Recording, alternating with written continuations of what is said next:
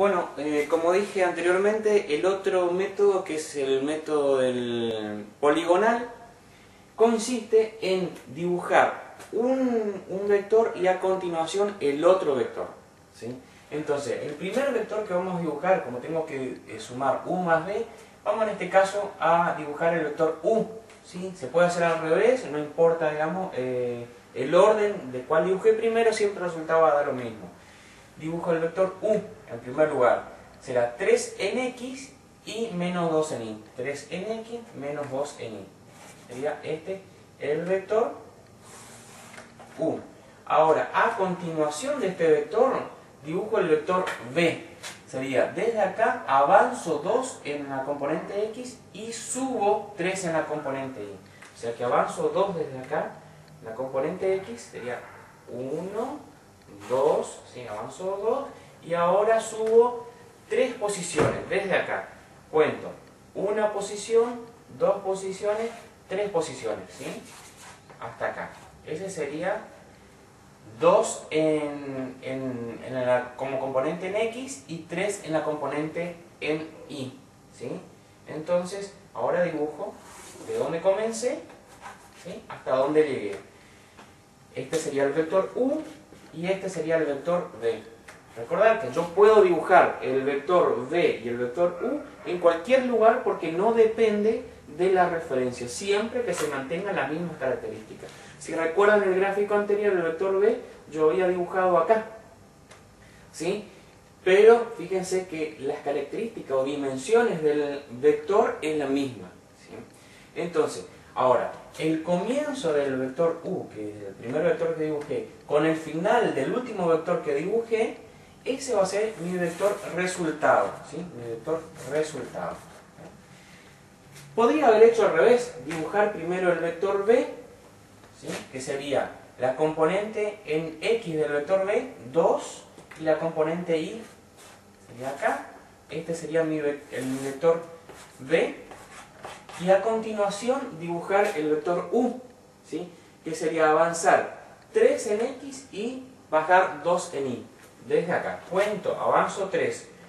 Una posición sería 1, 2 y 3. Avanzo 3. 3 posiciones en el eje x.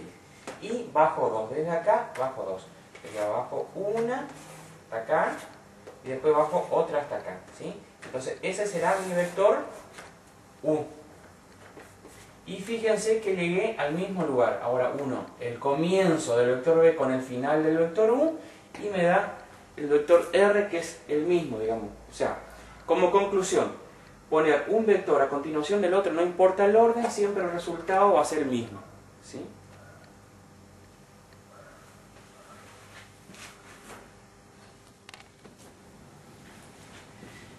Veremos, lo que nos quedó acá es escribir el resultado de la forma gráfica en forma analítica. Digamos, escribimos el resultado de esto, del gráfico, acá. Vamos a contar la cantidad de posiciones en x, digamos, para poder tener la coordenada en x o la componente en x del vector r, el vector resultado. Entonces, vamos a contar desde el comienzo. En x, ¿cuánto sería? 1, 2, 3, 4, 5. 5, ¿sí? Y en y, desde el comienzo hasta el final sería 1, ¿sí? Más 1 en j, ¿sí? Ese sería mi resultado hallado de forma gráfica. ¿Ven? Que en x, ¿cuánto avanzó? Desde el comienzo hasta el final avanzó 5. 1, 2, 3, 4, 5. ¿Y cuánto en y? En el eje y, 1, ¿sí? Es este. Hasta acá llegó.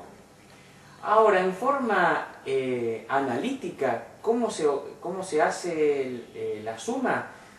Es sencillo, se hace las componentes en x con las componentes en x, la componente en y con las componentes en y.